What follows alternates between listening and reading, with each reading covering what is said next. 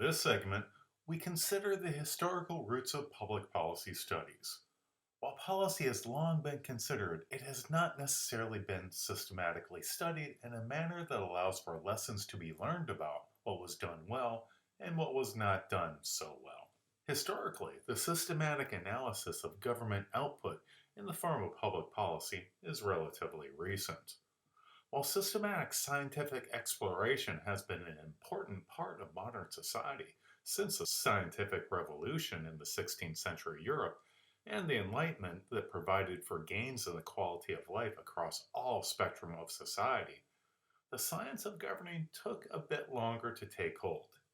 In large part, this is because humans are incredibly complex, with social groupings and contextual elements making prediction highly unpredictable, especially when it comes to governing. With advances in industrial society, the opportunity to change how society was governed became more palpable. In 1921, Charles Merriam argued for a more scientific approach to the study of politics and policy, and started the Social Science Research Council to bring this about. However, it wasn't until large-scale dislocation and displacement by the Great Depression and World War II that there was a greater focus on studying politics and policy as a scientific endeavor. World War II represented a massive social movement to respond to an external threat and showed how logistics and science could have a large impact on society. In the aftermath of World War II, Vannevar Bush and the New Frontier led to the federal government as patron of basic science and research universities. This is driven by the belief in a linear model of progress from basic research to societal benefits. At the same time, there was minimal management of science and free rein for research. Harold Lasswell made a call for policy sciences in the 1950s that involved multidisciplinary approaches with an empirical focus to consider the big questions of mega policy. The thought was that theoretically sophisticated applied approaches would lead to better prescriptive suggestions to be used by those actually making the policy. In other words, science would change the norms of individuals. While this went virtually unheeded immediately due to the lack of trained specialists, the lack of computers to handle large data sets, the behavioralist revolution, which was big in the early 50s, actually rejected applied substantive research. And as a result, the policy science was seen as violating disciplinary boundaries, which led to turf battles and restrictive traditions. In other words, nothing much happened. However, Lasswell's suggestions and influence in the government during World War II until his death in 1978 laid the foundation for analyzing public policy, which he viewed as the most important choices made in organized or in private life. In the 1960s, the belief that big government could address the big problems of American society led to the Great Society, with Lyndon Baines Johnson being seen as a major advocate. Although the roots had been laid by President Dwight D. Eisenhower and his Interstate Highway Program, and John F. Kennedy with his space race to the moon, President Lyndon Baines Johnson's Great Society expanded government activity extensively. But there was a need to understand the impact of such programs, especially with the size and complexity of problems facing industrialized society. The demand for improved public policy analysis that resulted from the Great Society and the big public policy programs that came before it found that traditional approaches were unsuitable for applied policy research due to a multitude of reasons.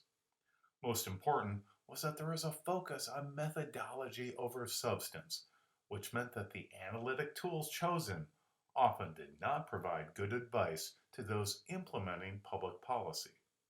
A second related issue concerned the irrelevance of problems studied by scientists to their application to existing social problems.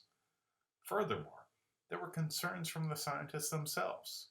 The behavioral scientists that were out there wanted to separate the is from the out, with public policy needing to be more focused specifically on the reality of the is The ought was shunted to the wayside. A second concern addressed the professional needs of the academics themselves. Namely, behavioral scientists wanted to avoid spreading themselves too thin by doing too much different research.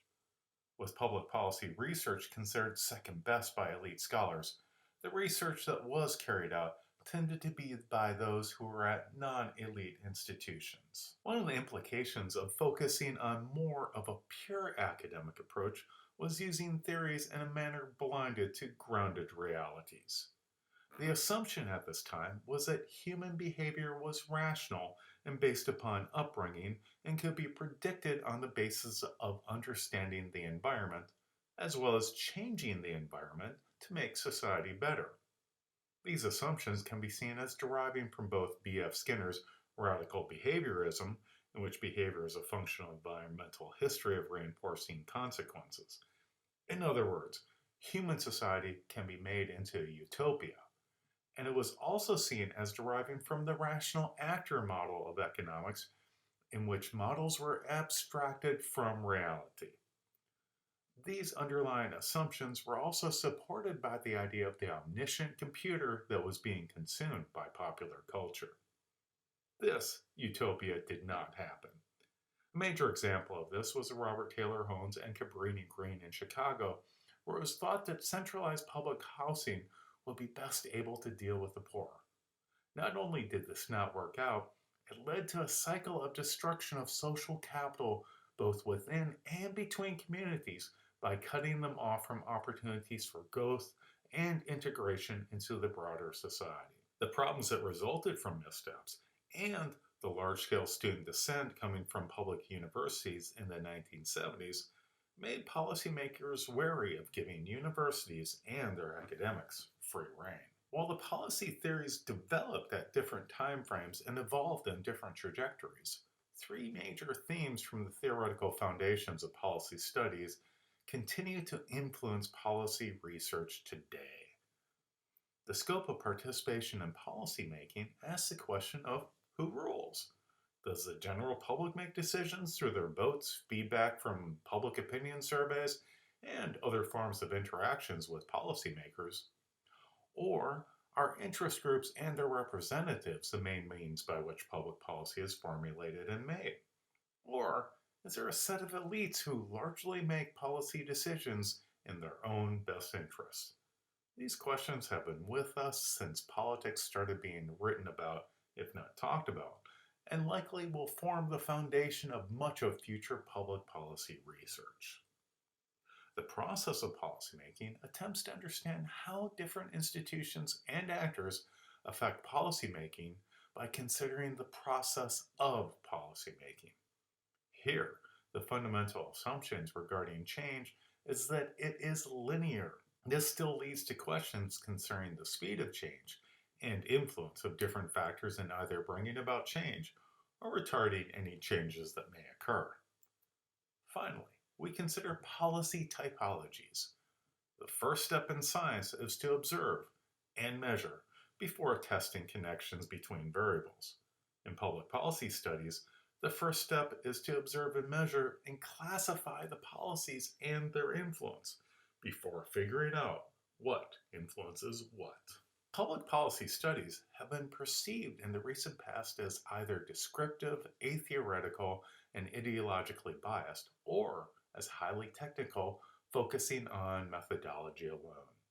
This means that in academia, policy studies are seen as second best, being too broad and varied, or being too Procrustean with no unifying theory and no single best way. That, however, may be seen as a major benefit in our modern era with interdisciplinarity in research. We now see that many different disciplines study public policy. These disciplines include, most obviously, political science with its focus on the political process, sociology with a focus on community and group activities that make demands on the system, economics with the field's focus on factors such as economic growth, productivity, employment, and so on, and how it influences public policy. We also see that the more pragmatic field of public administration with its focus on public programs and its management, provides for information regarding the motivation of program implementers and ways to improve service delivery that has in turn led to development of the field of public policy. This field is highly interdisciplinary and can be seen now as a distinct endeavor in many academic institutions across the world.